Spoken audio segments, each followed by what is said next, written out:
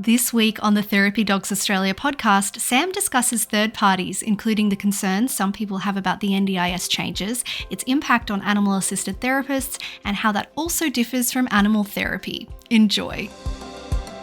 Hello, everybody. Welcome to this week's episode of Therapy Dogs Australia podcast. Just me again today, sorry. Maxine is off doing fun things. So we had a guest plan for you. They had to reschedule to next week. So I thought this would be a really good opportunity to jump on, have a quick chat about some things that have been going on in the industry. It's caused a bit of a fuss, which is the NDIS. So it is October 2024. And what has happened is Bill Shorten or whoever, I don't know, was in Parliament and said something about assistance dogs and the NDIS or whatever. And then someone got wind of that and started sending around emails and asking everybody to address it. That's fine. I think there was a misunderstanding generally within the industry that the comments that were made in that parliamentary whatever meeting or whatever they call it meant something for allied health providers and their service delivery. And then that escalated. So I'm not fully across every statement that's come out from whoever to do with whatever with the NDIS, but I've been working under the NDIS scheme for a few years. And one thing's for certain is that it's a mess. So it is very tricky to navigate. I rely on support coordinators and plan managers to navigate it because I'm a psychologist and it's not my job to know all of the ins and outs. What my job is to provide psychological services to people that book in for the service.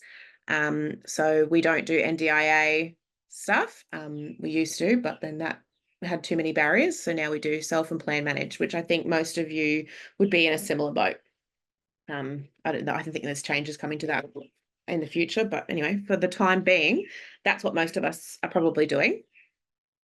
By most of us, I am referring to disability service providers who are typically going to be allied healths, so speech, OT, psych. Then we've got the group of, some educators has got something to do with some of the NDIS service delivery and support workers. So there's been a bit of a fuss and a flurry over essentially nothing. So anyone who is providing a service through NDIS will be billing under a line. We don't even do that anymore. So I have had a number of conversations with NDIS support coordinators and plan managers who have asked us to change our invoices to reflect something else so that a participant's plan can cover the service. The answer to that is a resounding no, absolutely not. We don't change anything on our invoices. And that was happening so many times that I even took line numbers and stuff off. Especially, like there's a difference between in participants' plans. If you're listening to this, you're probably working under the NDIS and you know what I'm talking about. We offer psychology, or at our clinic, we're psychologists, or we've got a speech pathologist as well. And we offer our services. And if an NDIS participant is having an support coordinator or a plan manager or someone else taking care of their plan and invoices, that's fine. We can email it to them. But essentially, at the end of the day, the participant is responsible for accessing the service and payment of the service. And if a third party is going to pay, cool. But it does bring, like Medicare, so it brings us into an area of dealing with third parties and the rules that they have. So my current third parties are Medicare, NDIS, and work cover, and DVA as well. So different rules for different third parties. Okay, and I'm obviously under APRA's rules as well, first and foremost, really. So when you're providing animal-assisted therapy, everyone who's done our courses, particularly our clinical course, will already know this, which is why I didn't have a mad panic in my inbox, is because you guys all already knew what was going on with this, because we've discussed it. And we've also discussed during your course, we've discussed, and all of our post-course supports, our group supervisions and stuff like that, we discussed these things. But essentially where the confusion came from was animal therapy, if we can separate that from animal assisted therapy.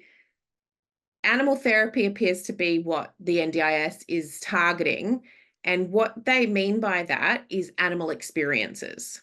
So that's that animal assisted activities stuff, which is patting the dog because you like dogs, patting the horse because you like horses, you want to improving quality of life, that sort of thing.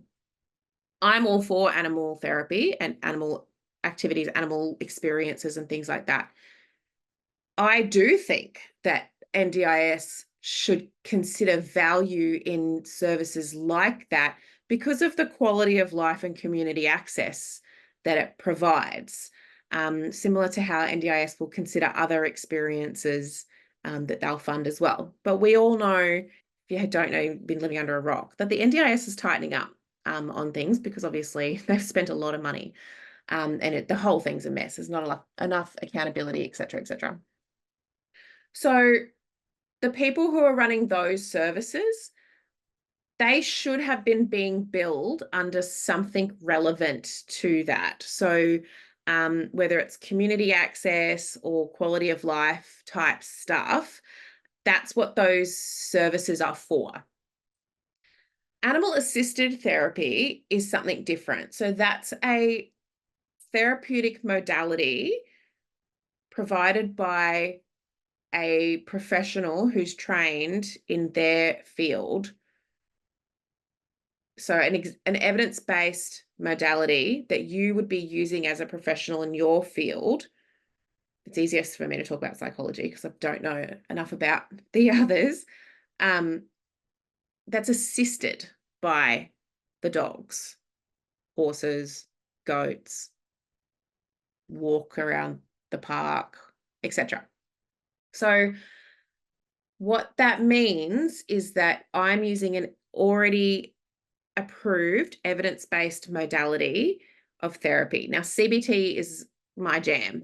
I really enjoy CBT. I find it very successful and useful and all those things. And it's got a really, really strong evidence base, and it's approved by APRA, Medicare, DVA, work cover, whatever. So it's a really safe one, right, for me to use. There's some other therapies out there that people use that are also, approved, but maybe aren't as widely accepted by all of the third parties. And in that case, you need to be aware, very, very aware of who is paying for the session, what the client goals are, and how does your modality stack up in terms of its evidence base for those goals.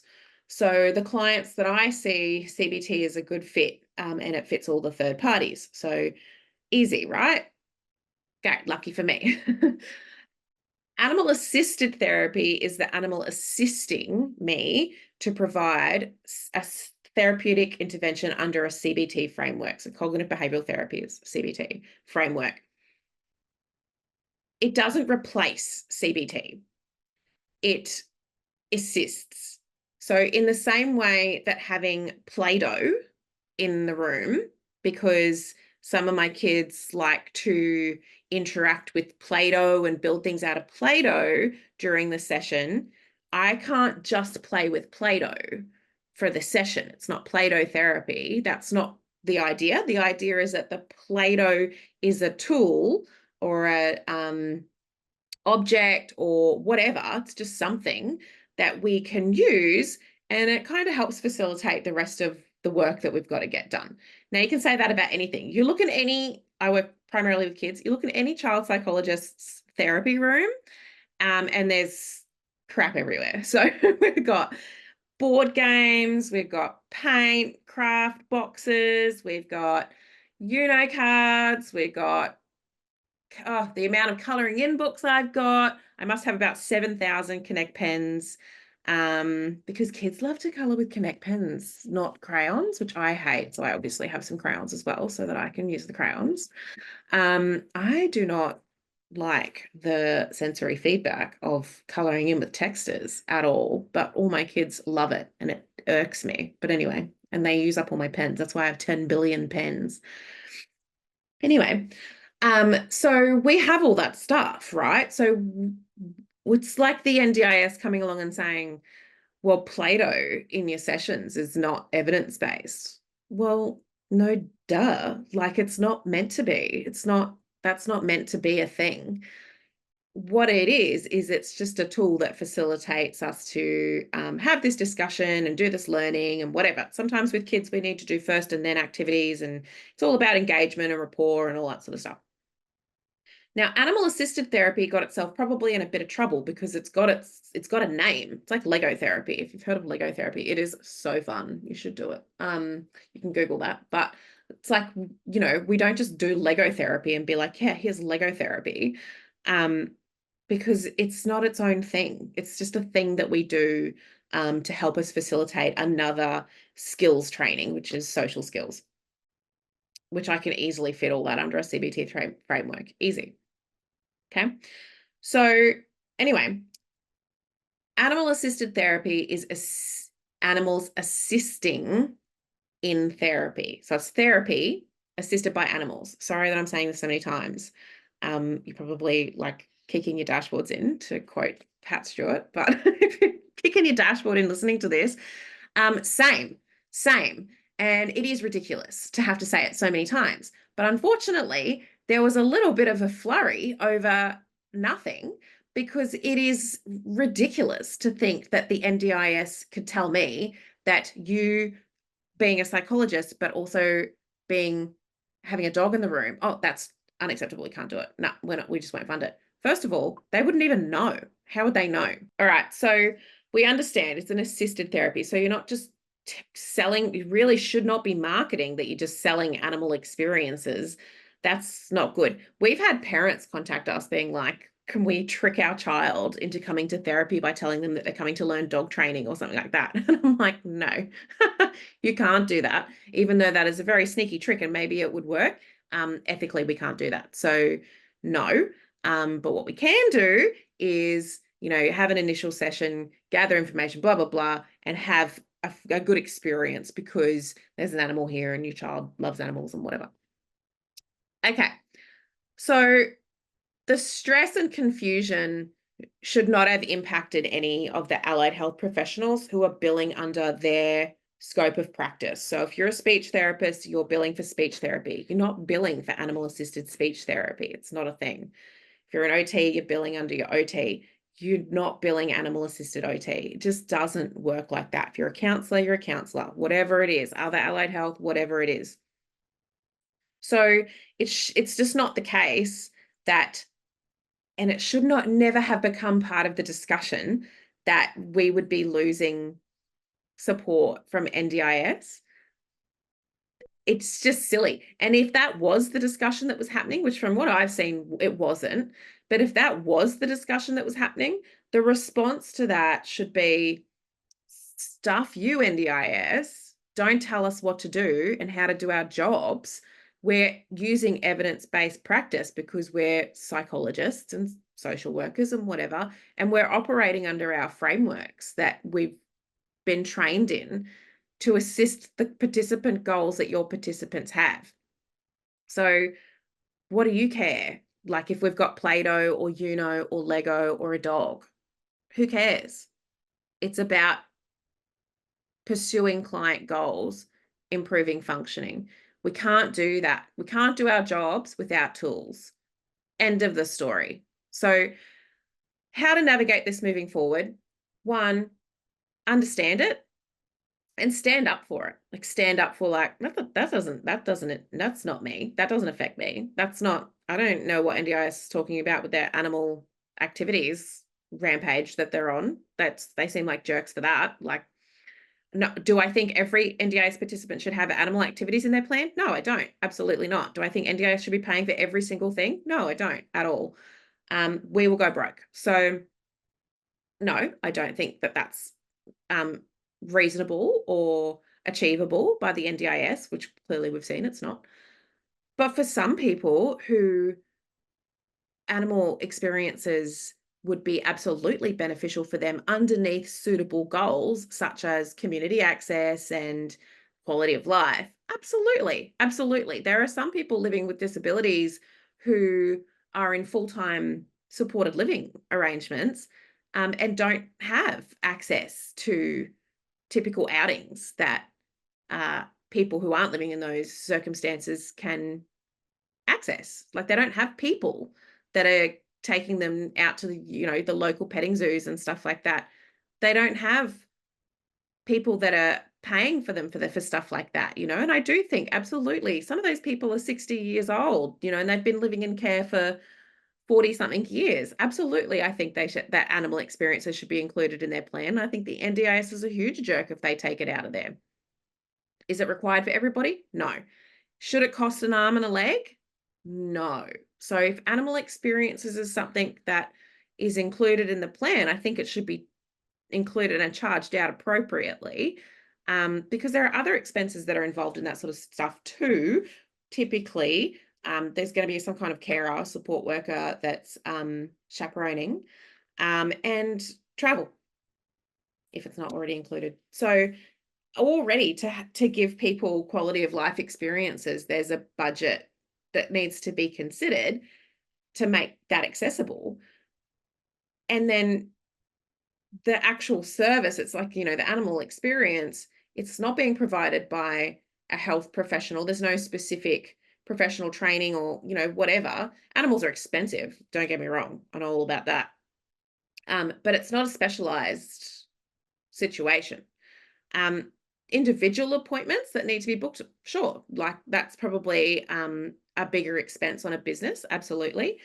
But yeah, anyway, I won't go hugely down that rabbit hole because I do believe in animal experiences as being appropriate for people under the NDIS, certain participants under the NDIS. Yes, I do. The rest of us that aren't doing that are doing animal assisted therapy, which means that you're doing your therapy assisted by whatever animal. I've got dogs, I've got horses, I've got goats, chickens, whatever. Doesn't matter. And I'm not under any obligation. So when I do farm appointments, I'm not under any obligation to provide access to any specific animal. We do whatever the client participant will find useful for them on the day. Sometimes it's no animals. Sometimes there are no animals involved at all. There's no reason to involve any animals. Sometimes we could just go for a walk around the paddocks. We're walking around animals, but there's no animals really specifically involved. And the reason that we do that is because a lot of people are more comfortable talking when they're walking, and there's some research behind that. So yeah, that's why we do that. It's for a reason. So I don't think we need to get so worked up over it. And if we were going to get so worked up over it, then we'd be coming in pretty strong, educating the NDIS on what it is that we're doing, and helping them to understand that this is as ludicrous as if they were to tell us that we were going to be removing our Lego sets from our therapy rooms, because I'll tell you right now, that's not happening. So, I'm not taking out my board games and my puzzles and my connector pens either. So how about calm down, and the tools of the trade are the tools of the trade. We get to decide what they are as long as we are working under our evidence-based frameworks for our therapeutic intervention. So that being said, the question of dealing or working under third parties is a great question. This is something that we discuss, a fair bit. like I just mentioned before. The probably take-home message for all of you clinicians out there, it's something that I've really learned over the last, I don't know, 5 years or something like that. How long's NDIS been out? And Medicare, I mean, like, what's okay? So here we go. I'll tell you a story. When I first started out, I believe that Sunny and I might have been the first team in Queensland that I know of, and that anyone else in the networks knew of, that were out doing psychology assisted by canine. So this is about 11 or 12 years ago. And it was super new. So because it was new, I really sort of felt like I did, and I had to educate people on what it was and what I was doing. And, everyone asked the question, what does the dog do? Et cetera, et cetera. And I felt like there was a lot of focus on the dog. And so I had to really, like all my case notes and my reports and things like that, I was talking about the dog a lot, like I was justifying it. That's the word. I felt like there was a lot of justification for the dog because it was so new, right? So, and everywhere we went, I worked in a few different workplaces. Everywhere we went, people, asking questions and blah, blah. And that's how, so other psychologists, and I was in a school and I was in a headspace and I was in a private practice. So other psychologists and other staff and whatever would be asking about their dog. Like, I can bring my dog. And I'd be like, no, you gotta like get trained and da-da-da, because there's like all this training that goes with it, rah, rah. And they'd be like, oh, well, nah, it's too far to travel, blah, blah, blah. And I was like, this won't do. Anyway, that's how Therapy Dogs Australia started, is because I was like, this won't do. Like all these people up here in Queensland that want to do the same thing, they can't just do it without the training. And so that's how Therapy Dogs Australia started, which started out, first of all, as just little intro workshops when I was just I just made these little workshops just to explain to people, like, I know you're interested, but you've got to go and do like the full training, but this is what it is, like, just fully explain what it is and all that sort of stuff, which we still run the intro workshop to this day. And it's like not out of date, which is crazy. It gets updated, obviously, but the bones of it are the same. And then I went and became a qualified dog trainer so that I could actually help people do the full training. And here we are now. So over the course of that last 11 or 12 years or whatever it's been, the need for me to justify the dog has significantly changed. So therapy dogs now are like so common, whereas like they were not at all before. Like they had story dogs existed, delta dogs existed, but therapy dogs as we know them, as like in schools and allied healths and all that, it was not a thing. So I don't need to justify it now. So I was explaining to GPs, I was explaining to the public, the PHNs, it was ATAPs back then, explaining stuff to them, blah, blah, blah. I was just explaining it everywhere I went. That you guys don't have to do that now. Well, you do a little bit. But the precedent's been set, like, especially if you're like in a school or, allied health private practice, like you'd be like, oh, well, like every other practice has got a dog. Like every other school's got a dog. Like, it's obviously a thing. So what I learned through a couple of experiences is that it's not actually about, justifying like, oh, the dog's so great because they do all these things. It's more, that's not what your third party cares about. It's more about explaining and qualifying that the therapy animal has not detracted anything. That's the main goal, concern, issue. The dog being here has not stopped me from doing my job. That needs to be case noted. So there are lots of sessions where my dogs do a meet and greet out in the waiting room. People are happy to see them. They come in, the dogs jump up on the couch, get a pat, whatever, da-da-da. They do all that meet welcome stuff, and then they fall asleep, and that's it. And they're not really involved in the rest of the session. That's very typical for therapy dogs. So in those sessions, I case note that. and I'll case note any value that came from the dog being present. So that'll be things when my clients say things like, "You love me, don't you, Nala? And I'm always so happy to see you, Oliver." And they say something pro-social, or they say something relationshipy about the dog, or they say hello to the dog, they make a comment about the dog or whatever. And I'll case note like, okay, so I've got a little therapy dog section in my note template, and I'll go, dog present, Oliver, welcome, pats, client asked dog to sit on the couch beside them, not otherwise involved, things like that.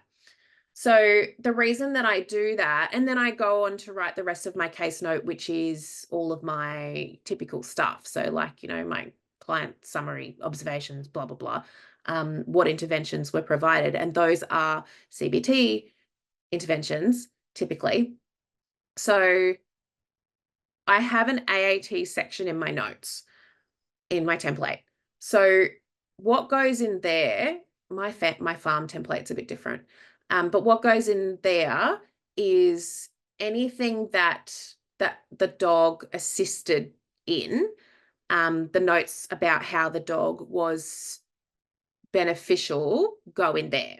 So my clinical note on the therapeutic modality that's evidence-based that was used, that's in its own section. And then the AAT note is beneath that, and it's just got extra notes about, the client wouldn't do the activity until we said that Nala wanted to do it. Whatever. Like, there'll be stuff like that happens all the time. Client refused to do the worksheet until we filled in the worksheet for Nala first, and then the client filled in their worksheet, like stuff like that. Or also what goes in there is observations that I make about the relationship, anything remarkable. So anything that I think is interesting. So some people have really quite strange interactions with the dog sometimes, and I don't always know what the go is, but I'll make a note of it. So if I think it's, got potentially some kind of clinical observation value, I'll make a note. I've got like clients that there's like weird relationships, like potentially attachment stuff. Certainly social skills stuff. And I just kind of over time, make little observations and note those things down. I'm not reading into it. Like, the client said this to the dog and they have anxious attachment and da-da-da. I'm not making huge claims and allegations, but if I develop a pattern in the observations, then maybe that's becomes something that's more relevant. And then that might be something that ends up in a report. But the rest of the stuff typically won't end up in a report. So I don't even bother, like Medicare, mental health care plans, 6-session reports, like I'm not going into a heap of detail in those. It's very basic. So I don't even bother. Whereas I used to have this full-on whole paragraph about how we're an animal assisted therapy practice. And that means that the therapy dog assists us to provide evidence-based therapy. I nearly had that off by heart. I could pull it up, I'm sure. Anyway, so blah blah blah. As you know, we did, and that's when I was doing back marketing to the GP. So that's another point. So that's private prac, allied health. Your report back to the GP is a back marketing tool as well. So I would just drop it in there. So they'd be like, what the hell is animal assisted therapy? And I'd have a little blurb about what it is. And, the therapy dogs can sometimes assist us to, blah, blah, blah, blah, blah.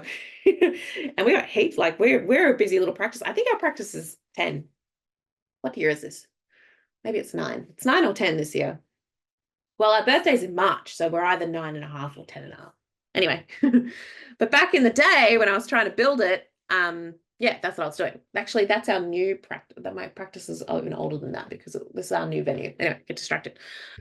Okay, so you can do that. You can do that back to the GP because they don't they're not Medicare, but you've got to be aware that that's a Medicare report. So, yeah, be careful that you're not making a huge deal out of the dog, because if you put too much focus on the dog or the horse or the goat in the reports or the notes or whatever, then essentially someone could come back and say, why are you just patting goats? Like, what are you doing? Like, why are you drawing all these inferences from this young person's interactions with a goat? There's no evidence about that being an appropriate place for you to draw clinical inferences about this client. Like, how much does this inform a diagnosis or treatment or whatever, when you're just watching people interact with your rabbits and now you think you know that they have an attachment disorder, like, and that's very valid. That is very valid. So we don't have the research on that. So I'm preaching to the choir. I know psychologists know this. So sorry, everybody else, if you all know this too. I don't know what you guys know, but I know that psychologists will be like, yeah, duh. Because we are very careful about what we say about a client, because you have to be able to, like, we won't just say someone's a diagnosis. You have to be able to justify it. So unless you've done a formal assessment, then you don't just go willy-nilly around saying that people are narcissists or whatever. I know they do that in some places. Hospitals. It's a BPD diagnosis. Sorry, shots fired. Okay. Just joking. So if you you probably got already, all of you, social workers, counselors, speech, OT, educators, you're probably all exactly the same. I don't know. I didn't do your training.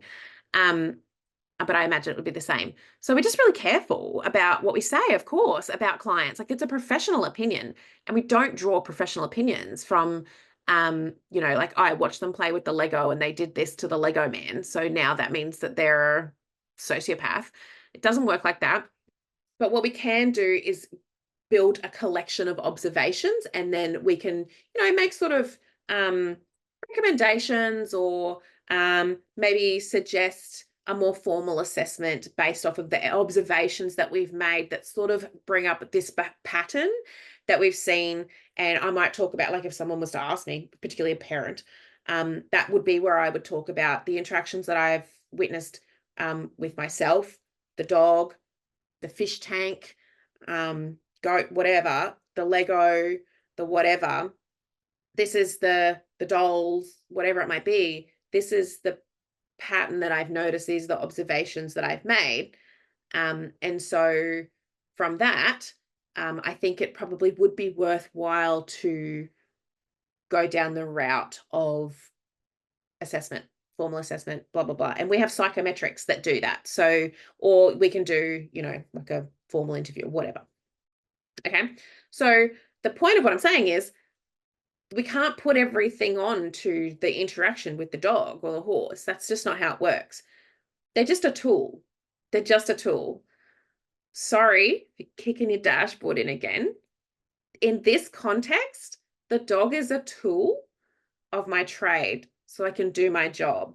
I understand that people don't want to call the dogs tools, but I don't find that offensive at all. I think that's great. Like, excellent. My dogs are working dogs. I'm happy for them to be tools. That's excellent. It doesn't mean they're not my pets and my special babies and I love them more than life itself.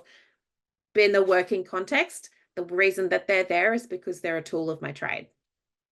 So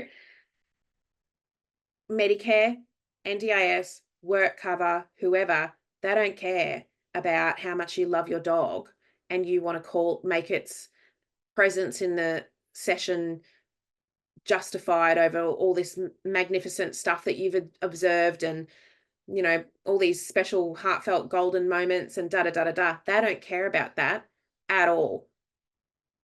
Sorry if that's hard to hear.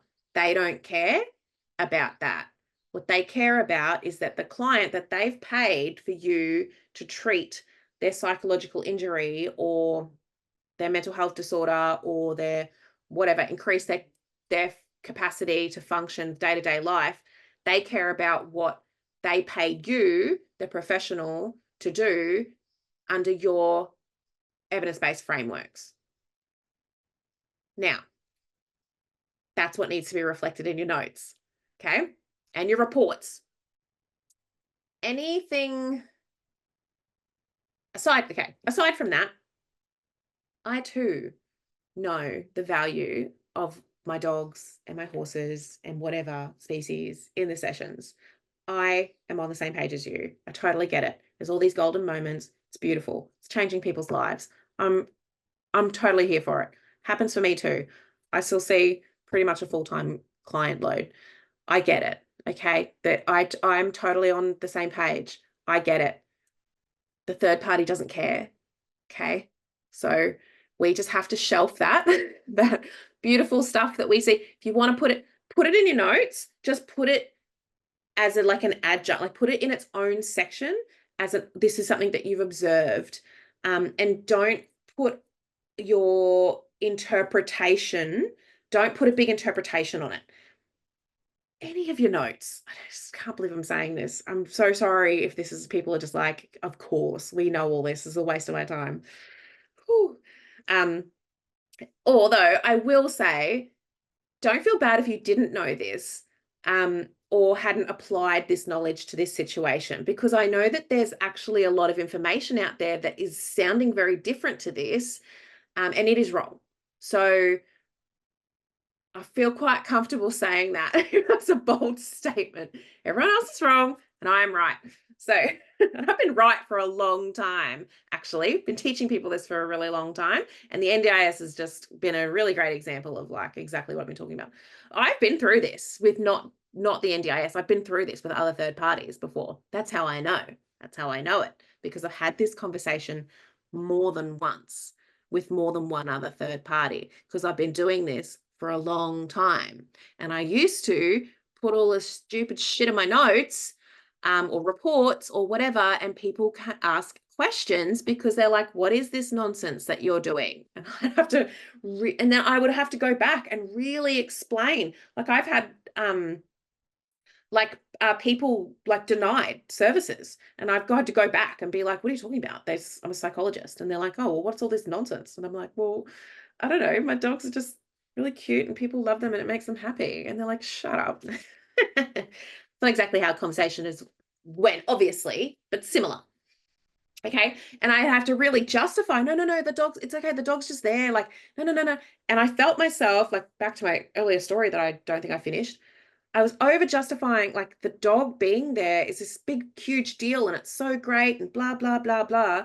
And then the third parties were like, well, you sound like an idiot. So none of this is worth our money. And I had to backflip and be like, oh, okay. So what I actually meant was that I'm a psychologist. And they're like, oh, okay, keep talking. And I'm like, oh, okay. And also my dog, sometimes people pat it and it can help engagement, and I'm doing CBT. They're like, all right.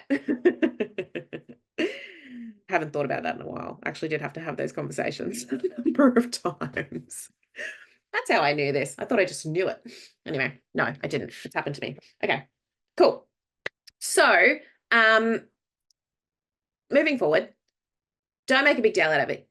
Don't make a big deal out of it in your notes. Don't make a big deal out of it in your reports. So I've actually removed the animal assisted therapy stuff from my Medicare reports, because my GPs in my area all know what we do. Mad word of mouth, like we're good. We've got plenty of clients, like especially like over the recent years. It's slowed down a bit now. We can breathe, but we were absolutely, just like everybody else, had a 12-month wait list. And my NDIS stuff removed as well. Some support coordinator once told one of my participants that I had it like animal stuff in the report, and the support coordinator told the participant, oh, the NDIS won't even read this. Like, it's nonsense. And I was like, that's ridiculous, because I'm a psychologist and I wrote it. And what I had in there was only basic stuff. Even then, like, it was basic, but most of that's been removed now. So the only time something goes in a report is if it's really remarkable. So an example of that would be things like aggressive behavior towards animals, or really, really significant disengagement and refusal, where I'm like, mate, like, this participant needs a significant amount of funding. And that's when I've got in my reports things as well, like animal experiences are going to be key for this participant to access the community. Like we need more animals is the only thing that motivates this person. But we need more of that. So, we need to keep doing what we're doing. We need to do it regularly, and we need other people on board as well doing the animal experience stuff so that this person leaves their house. Stuff like that. Choose your own adventure. It's your own journey. You've all got your own bodies and people that you're answering to. But that's what I've learned along the way is it is far more important to be noting that your dog has not prevented you from doing your job. I know it sucks because I too was writing it like, hit all the ways that the dog, blah, blah, blah. That's not to say that I'm not adding in when the dog is significant in the session. I'm definitely adding that in. I can't think of any examples right now, but I'm definitely adding in.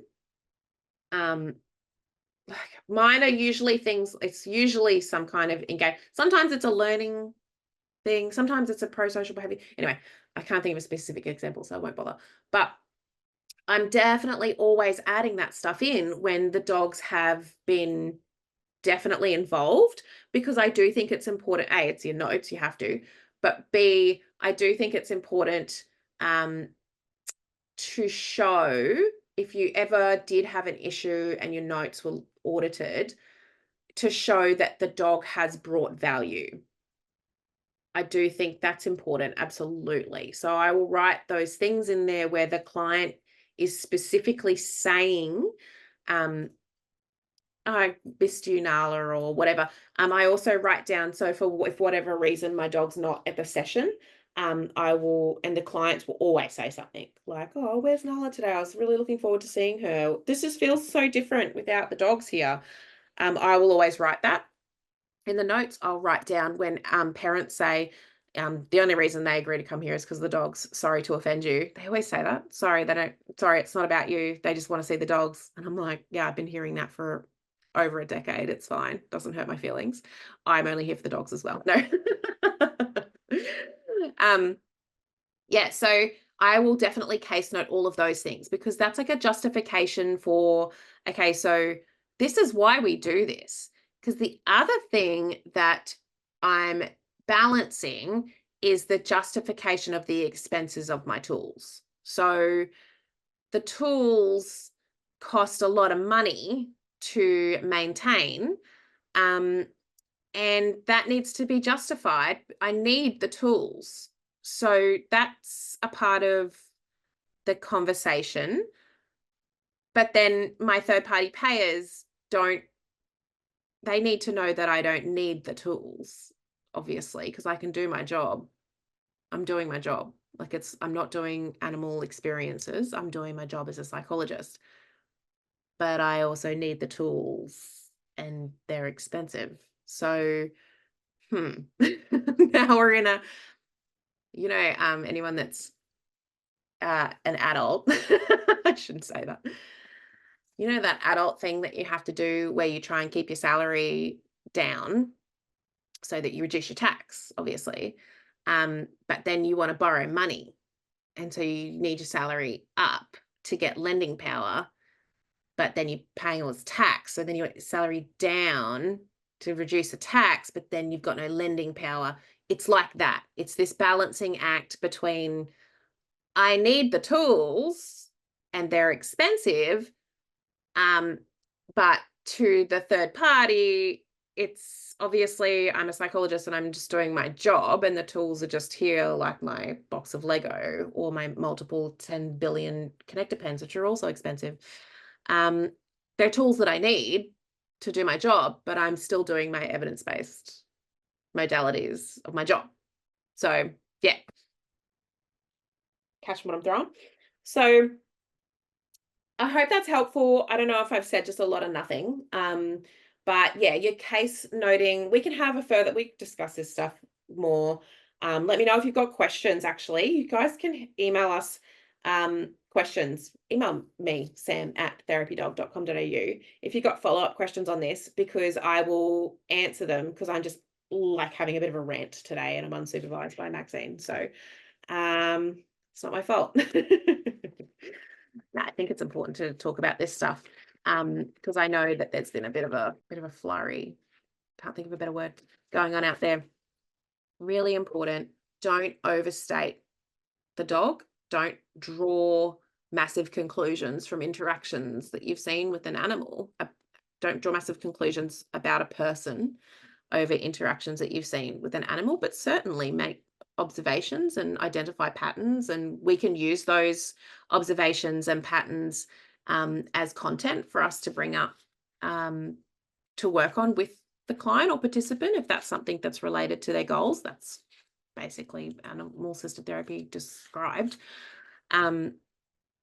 But yeah, certainly in your reports and things, I wouldn't be saying things like the client doesn't pat the horse, so they're sociopath. You know, like, I'm obviously making up something ridiculous.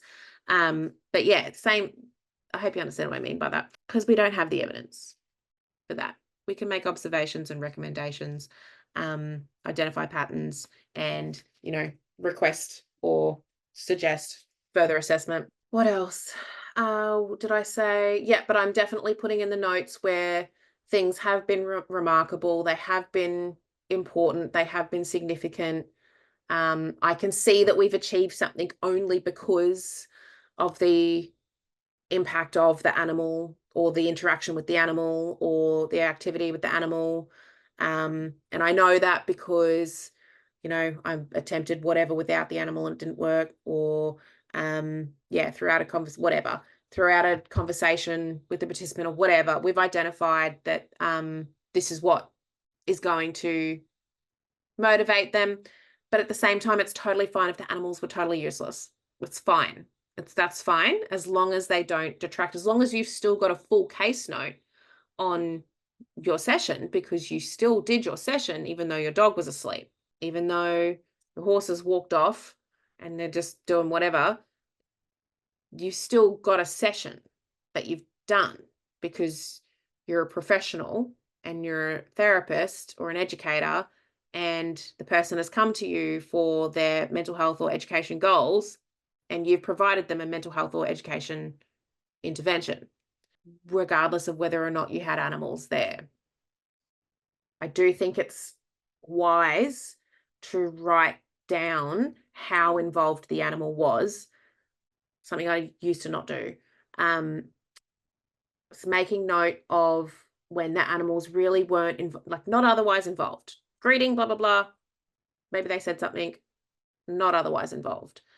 And then the rest of your note detailing the rest of your evidence-based intervention. Okay, I think I have covered enough and derailed conversation enough for now. So what I'm going to do is leave it there, and you guys can email me with questions. And if we get some questions through, I will address them in a part 2 of this discussion. Have fun out there, guys. Yeah, don't stress right now. And when it comes time that someone says something silly like, we won't be able to have our animals in the sessions, I don't think it'll be from a funding perspective. I don't think that will be what causes it, because it doesn't cost Medicare any more or less for me to have animals in the session. It doesn't cost NDIS any more or less for me to have animals in the session. I don't think that's where it will come from. I think it will come from a regulation point of view, when someone's dog bites someone and someone's horse kicks someone. I think that's where it'll come from. And that's when we'll have to really band together and make a point of saying like, okay, but we get it, like that's bad. But do we all have to be cancelled because someone's horse kicked someone or someone's dog bit someone? Let's have a discussion about that. And that's when we'll be discussing all of the things that we do to manage those risks. And when we look at the risk benefit analysis, that's where all of you will be drawing together coming together and being able to discuss why you think it's worth the risk to have these animals present in these contexts and how you've mitigated those risks. Hopefully that doesn't happen, but I think if we get cancelled, it'll be because of that, not because of a funding thing. All right, have a great week, and we'll be back with a guest, hopefully. I've been trying to organise for a while. People are so busy. But yeah, have a great week. Bye. Thanks for listening to the podcast. If you're interested in studying with Therapy Dogs Australia or you have a few more questions before deciding, please get in touch with us by emailing courses@therapydog.com.au or visiting our website at www.therapydog.com.au for more information and FAQs.